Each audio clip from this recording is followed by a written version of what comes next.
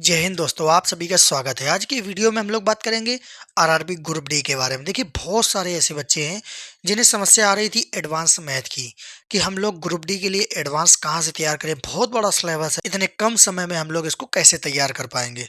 तो मैंने आप लोगों से कहा था कि आप एडवांस की चिंता मत कीजिए। अगर 5, 6, 7 जितने भी प्रश्न आ रहे हैं एडवांस की, आपका एक भी प्रश्न नहीं छूटेगा, इसकी गारंटी मेरी है। तो आज ये हमारा पहला वीडियो है और इस वीडियो में हम लोग बात करेंगे अलजेब्रा की। आप अगर इतने फार्मूले पढ़ लेते हो ना, तो गारंटी है अलजेब्रा का एक भी प्रश्न आपसे नहीं छूटेगा। तो चलिए अपना वीडियो स्टार्ट करते हैं। चैनल पर नए हैं तो वीडियो को लाइक कर लें, चैनल को जरूर सब्सक्राइब कर लें। देखिए, सबसे पहले बात करते हैं जो इंपॉर्टेंट फार्मूले हैं। वो है पहला हमारा ए प्लस बी का whole square, a square plus b square plus 2ab। और उसके बाद ए माइनस बी का होल स्क्वायर बराबर a square plus b square minus 2ab। उसके बाद जो तीसरा फार्मूला है हमारा ए प्लस बी का whole square minus a minus b का होल स्क्वायर, इसके बराबर में कितना 4ab। इसकी जो वैल्यू आएगी वो 4ab आएगी। सीधा डायरेक्ट आपसे प्रश्न पूछा जाता है और आपको ए और बी की जगह यहाँ पर मान रख देना है और 4ab इसका आंसर आ जाएगा। उसके बाद ए प्लस बी का whole square plus a minus b का होल स्क्वायर बराबर 2a और 2 of a square plus b square. उसके बाद पांचवा है हमारा formula a square minus b square बराबर एक कोष्टक में ए प्लस बी और एक कोष्टक में ए माइनस बी। उसके बाद छठवां फार्मूला है हमारा ए के पावर 4 माइनस बी के पावर 4। तो एक कोष्टक में a square plus b square और दूसरे कोष्टक में ए प्लस बी, तीसरे कोष्टक में ए माइनस बी। उसके बाद a plus b plus c का होल स्क्वायर। तो इसका क्या है a square plus b square plus c square plus 2 कोष्टक में a b plus b c plus c a. आप इसको 2ab 2bc 2ca भी लिख सकते हैं। यहाँ पर दो को कॉमन किया गया है और ये वही फार्मूला है। आप लोग इसको गौर से देख लेना। यही सेम फार्मूला के दो प्रश्न आपके टेक्नीशियन में पूछे गए थे, सिर्फ तोड़ के लिखना था। वहां पे लिखा था 5a plus 2b plus 7c का होल स्क्वायर। अब इसको तोड़ के लिखिए तो कौन सा ऑप्शन आपका सही है। सेम टू सेम दो प्रश्न थे और हर एक शिफ्ट में ये पैटर्न आ रहा था।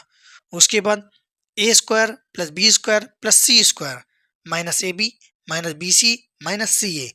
इसके इक्वल कितना होता है 1/2। फिर ए माइनस बी का whole square plus b minus c का square plus c minus a का होल स्क्वायर। अब ये चीज़ें आपको याद रखनी होगी। हो सकता है कि आपको इन तीन चीज़ों के मान दे दिए जाएं, इधर ये दे दिया जाए, इसका पूछ लिया जाए, तो आप लोगों को याद रखना कि पक्षांतर करके आप आगे पीछे कर लेना।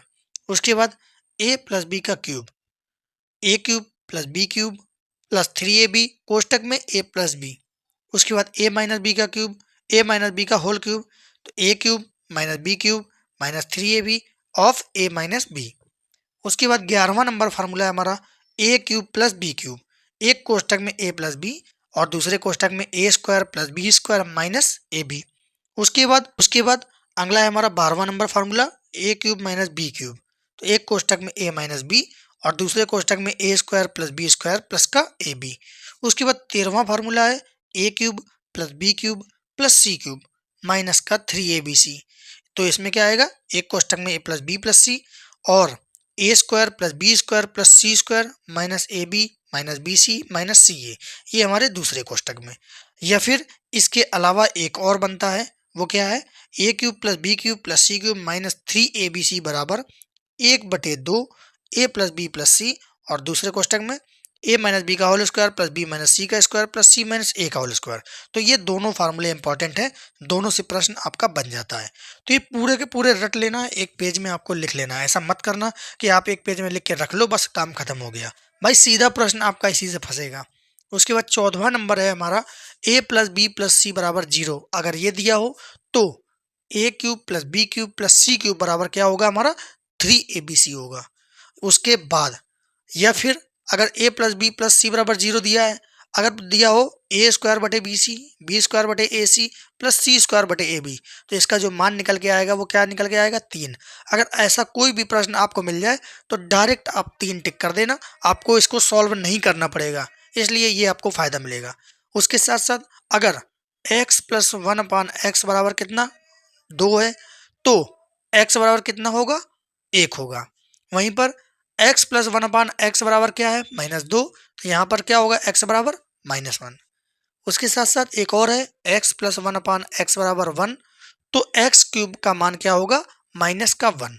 साथ ही x प्लस 1/x बराबर अगर -1 दिया हो तो एक्स क्यूब का मान क्या होगा, 1 होगा।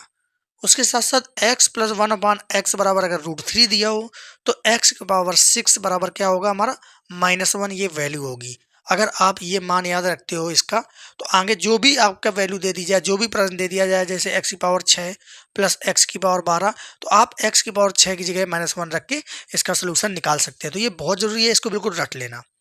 अब उसके बाद आपके एग्जाम में शेषफल प्रमेय से भी प्रश्न आता है। कैसा दिया होगा प्रश्न, जैसे मैं आपको बता देता हूँ इसकी डेफिनेशन। किसी व्यंजक f ऑफ x का एक गुणनखंड x माइनस ए है, तो व्यंजक को x माइनस ए से भाग देने पर शेष क्या बचेगा, यही शेषफल प्रमेय है। तो प्रश्न कैसे, तो हम लोग क्या करेंगे, अगर मान लीजिए ये व्यंजक दिया है कि ये एक गुणनखंड है, तो x माइनस ए दिया है तो x बराबर a हम लोग रख देंगे। अगर x प्लस ए दिया होता तो x बराबर माइनस ए रख देते।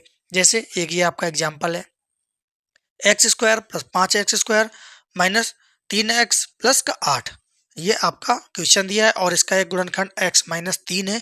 तो बताइए शेषफल क्या बचेगा, तो x बराबर 3 हम लोग इस समीकरण में रख देंगे। जो बचेगा वही हमारा शेषफल होगा, वही हमारा आंसर होगा। तो आप लोग कमेंट करके बताएं इसका आंसर क्या निकलेगा। उसके बाद यदि n कोई प्राकृतिक संख्या है, तब जो पहला पॉइंट है हमारा, x के पावर n माइनस का a के पावर n का x माइनस ए एक गुणनखंड होगा। ठीक है, अगर n एक प्राकृतिक संख्या है तो x माइनस ए एक गुणनखंड होगा। उसके बाद x के पावर n प्लस का a के पावर n का x प्लस ए आपका एक गुणनखंड होगा, और वहां n पर n बराबर क्या होगी, विषम संख्या, मतलब यहाँ n की घात, n की जगह 1 3 5 7 कुछ भी हो सकता है, तो गुणनखंड इसका एक क्या होगा, x प्लस ए होगा। अगर इस तरह की वैल्यू दी हो कि x की पावर 1 प्लस ए के पावर 1 का गुणनखंड क्या होगा, तो x प्लस ए हो जाएगा। ये हमारा अगला पॉइंट है तीसरा, x के पावर n माइनस ए के पावर n का x प्लस ए एक गुणनखंड होगा, वो भी जब n क्या होगा, एक सम संख्या होगी। मतलब n अगर एक सम संख्या है तो एक गुणनखंड x प्लस ए होगा। तो ये तीनों पॉइंट आपके क्लियर हो गए होंगे। अगर यहाँ पर प्राकृतिक संख्या है n, तो एक गुणनखंड x माइनस ए होगा। अगर n एक विषम संख्या है तो इसका गुणनखंड एक x प्लस ए होगा। अगर n एक सम संख्या है तो एक गुणनखंड इसका x प्लस ए होगा। तो ये पूरे के पूरे इतने आपके फार्मूले हो गए। ये सारे फार्मूले आप एक पेज में लिख लेना और बिल्कुल रट्टा मार लेना। ये हमारा पार्ट फर्स्ट था, अभी आधे और फार्मूले बचे हैं। मतलब पूरी अलजेब्रा आपके 2 वीडियो में कंप्लीट हो जाएगी। और आप देख लेना ग्रुप डी में जितने भी सेट बने, अगर अलजेब्रा का कोई भी प्रश्न आएगा ना, इन्हीं फार्मूलों से रिलेटेड आएगा।